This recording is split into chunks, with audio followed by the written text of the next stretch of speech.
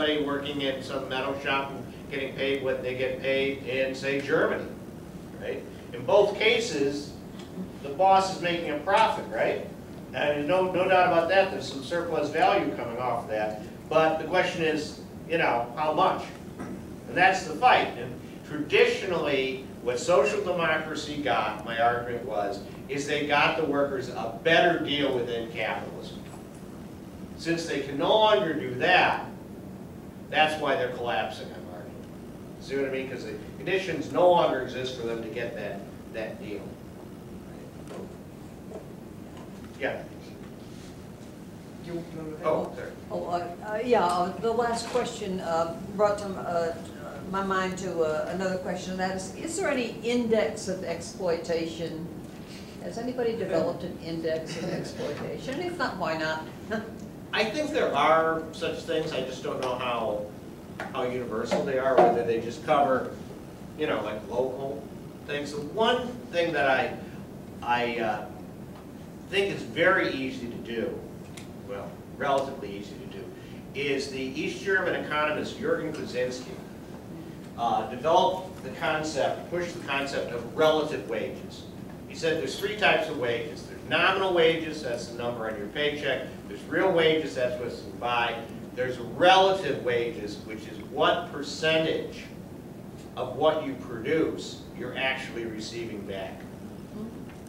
And if you use those formulas, right, with the existing data from the Department of Labor and so on and so forth, you would get an idea of like the level of exploitation of any given group of workers, or you yourself. Thank you.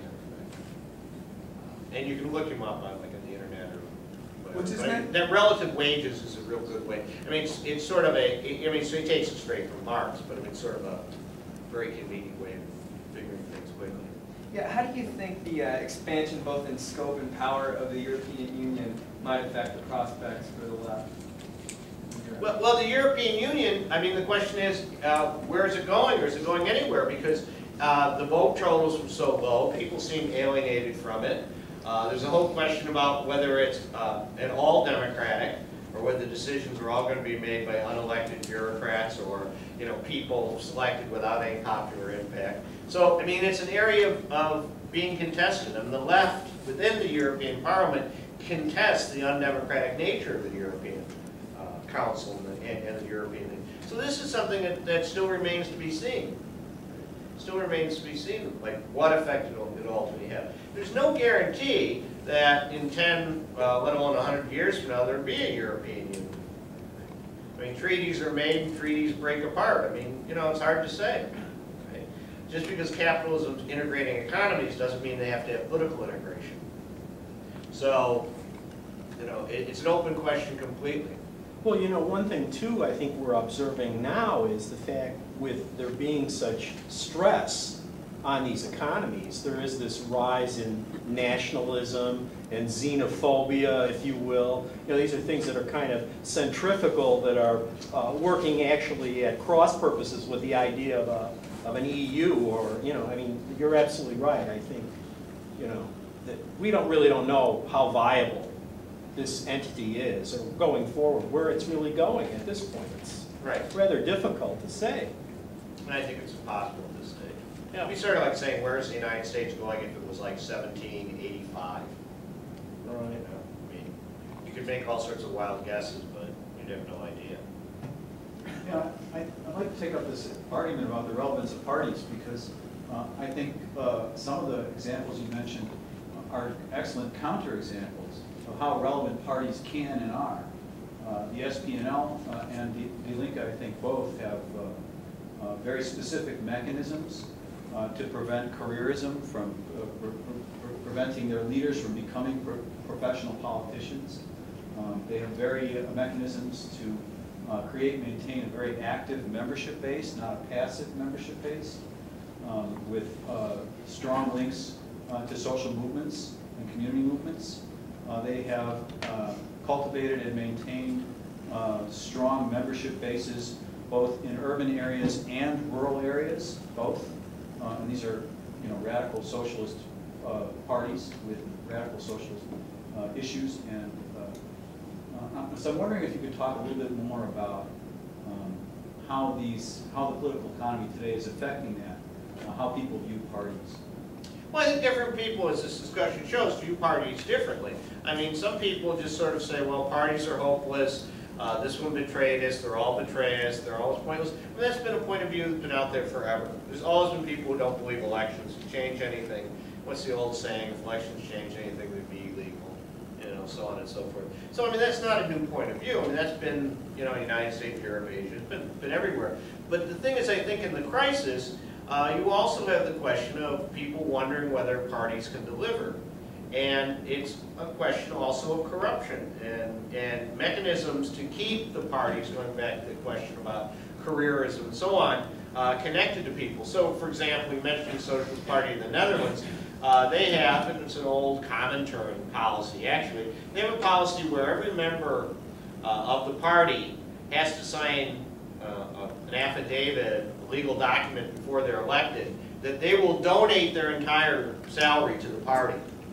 And then the party will pay them back something like, I believe it's 150% of the minimum wage, or maybe it's 150% of what you get on welfare. But so this means you can meet somebody who's like a senator in the Dutch Senate, and you know he'll live in a commune in the backwater off district of Amsterdam with like 10 other people, and he won't have any more money than, like, you know, your average teacher, or less money than many average teachers, right? So now, this is an example of what I mean about how there are things you can do to combat things. If you're worried about bureaucratization of parties, and God knows you should be, this is an example of one thing you can do to weed out people, and this has happened with the Dutch SP. People have gotten in, they say, well, I want to keep my whole salary, and they say, fine, but you're not going to be in our party then. They kick them out of the party.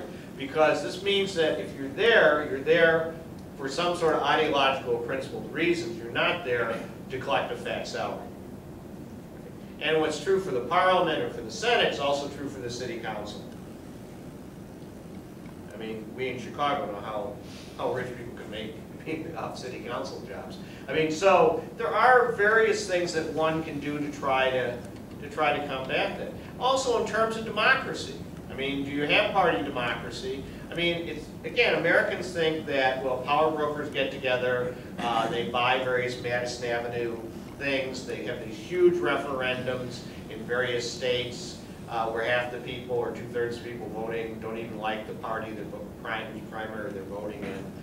The Republicans trying to pick out the most left-wing Democrat to screw the Democrats, they think, and Democrats voting in the Republican primary for the Nazi in the hopes of screw the Republican. And people who went there because they're giving free coffee and donuts and they're homeless. I mean, you know, in Europe you often actually have democratic selection of candidates, where people get in a room like this, and you know, if I wanted to be alderman, candidate for alderman for this ward or something, and Harold wanted to be candidate, you know, we'd get up there, present programs, and then Bob would say, well, if you guys are going to run, I'm going to run. And we'd have a discussion, and then maybe we'd have a vote here, and if there wasn't an overwhelming majority, again, varies from party to party, maybe it'd be sent then to a mail ballot. In other words, it'd be, you know democracy. What an idea. Yeah, you know. So there are ways of correcting things. There are ways of correcting things. In fact, traditionally, that's always been the difference between the left parties and the conservative parties. Is conservative parties like Berlusconi, I mean, a lot of people were offended by the hookers and the showgirls and so on, basically not on moral grounds or political grounds so much as on, like, hey, you know, we've been carrying your coffee for years now. Why don't I get this appointment? You know, you just pick up this bimbo at a party, and all of a sudden you want to put her in the European Parliament.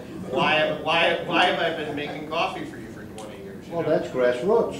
That's what we want to get them in there. Yeah, right. Yeah, right. I suppose. Well, we're out of time, so I'd like to thank everyone for coming.